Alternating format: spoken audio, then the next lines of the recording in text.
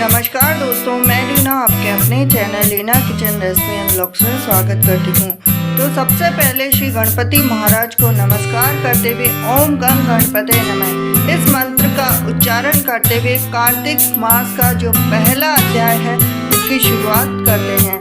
तो नेमी शरण तीर्थ में श्री सूत जी 88,000 सोनकादिक ऋषियों से बोले कि अब मैं आपको कार्तिक महात्म्य की कथा सुनाता हूँ, जिसे सुनकर मनुष्य सब प्रकार के पापों से छूटकर अंत समय में वैकुंठ को प्राप्त करता है। सूत जी बोले, श्री कृष्ण जी से आज्ञा लेकर देवर्षि नारद जी भी चले गए। तब सत्यभामा प्रसन्न होकर लक्ष्मीपति भगवान से कहने लगे कि हे नाथ, मैं धन्य हुई, मेरा जीवन सफल हुआ और मेरे जन्मदाता भी धन्य हैं, जिन्होंने मुझ जैसे त्रिलोक्य सुंदरी को जन्म दिया, जो आपकी 16 सहस्त्र स्त्रियों के मध्य में आपकी परम प्यारी हुई। मैंने वह कल्प वृक्ष आदि पुरुष आपके साथ नारद जी को विधि पूर्वक दान में दे दिया, परंतु वहीं कल्प वृक्ष मेरे घर लहराया करता है, जिस बात को मृत्यु लोक में कोई भी स्त्री नहीं जानती है। त्रिलोकीनाथ, मैं आपसे कुछ पूछना चाहती हूँ, जो आप मुझे प्रिय कहने की इच्छा रखते हो। तो हे त्रिलोकीनाथ, मैं आपसे कुछ पूछना चाहती हूँ, जो आप मुझे प्रिय कहने की इच्छा रखते हैं, तो आप मुझे विस्तार पूर्वक कथा सुनाओ, जिसके करने से कल्प पर्यंत भी आप मुझसे विमुख न हो जाएं। सूत जी बोले, सत्यभामा के ऐसे वचनों को सुनकर हंसते हुए कृष्ण सत्यभामा का हाथ पकड़कर तथा अपने सेवकों को वहीं रोककर विलास युक्त अपनी प्यारी पत्नी को कल्प वृक्ष के नीचे ले गए और हंसकर कहने लगे कि हे विप्र, 16,000 रानियों में से मुझे तुम प्राणों के समान प्रिय हो। तुम्हारे लिए मैंने इंद्र से तथा देवताओं से विरोध किया था। हे कांते, जो बात तुमने मुझसे पूछी है उस महा अद्भुत बात को सुनो। सूत जी बोले कि एक दिन श्री कृष्ण भगवान ने सत्यभामा की प्रिय कामना के लिए गरुड़ पर सवार होकर इंद्र लोक जाकर कल्प वृक्ष मांगा। तब इंद्र के मना करने पर गरुड़ का इंद्र से घोर युद्ध हुआ और गोलोक में गरुड़ जी ने गौओं से युद्ध किया। गरुड़ की चोंच की चोट से उनके नाक, कान, पूंछ कटकर गिर गए। उनके रुधिर से 3 वस्तु उत्पन्न हुई और कान से तंबाकू, पूंछ से गोभी और खून से मेहंदी। इन तीनों के प्रयोग से मोक्ष प्राप्ति नहीं होती है।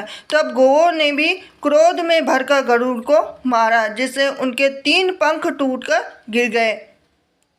इनके पहले पंख से नीलकंठ, दूसरे से मोर और तीसरे से चकवा चकवी उत्पन्न हुए। हे प्रिय, इनके दर्शन मात्र से भी शुभ फल की प्राप्ति होती है।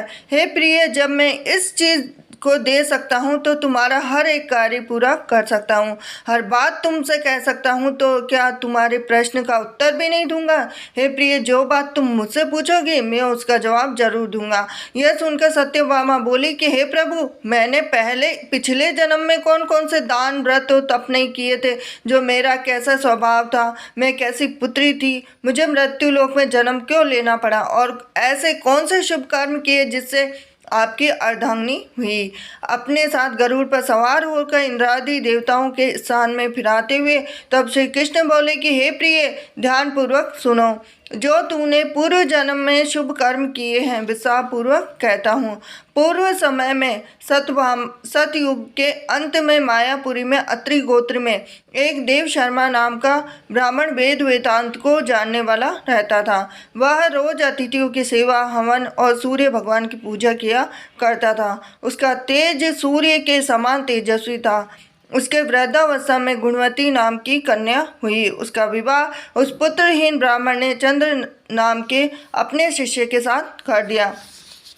अब चंद्र को अपने पुत्र के समान समझता था। चंद्र भी उसे अपने पिता के समान मानता था। एक दिन वे दोनों कुश और समिधा लेने के लिए वन में गए तो हिमालय की तलहटी में भ्रमण करते हुए उन्होंने एक राक्षस को आता हुआ देखा। उस राक्षस के भय के मारे उनके सब अंग शिथिल हो गए और भागने की सामर्थ्य नहीं रही। तब उस काल के सदृश राक्षस ने उन दोनों को मार डाला और उनके धर्मात्मा होने के कारण मेरे पार्षद उनको मेरे पास वैकुंठ में ले आए, क्योंकि उन्होंने आजीवन सूर्य भगवान की पूजा की थी। उस कर्म से मैं दोनों पर अति प्रसन्न हुआ।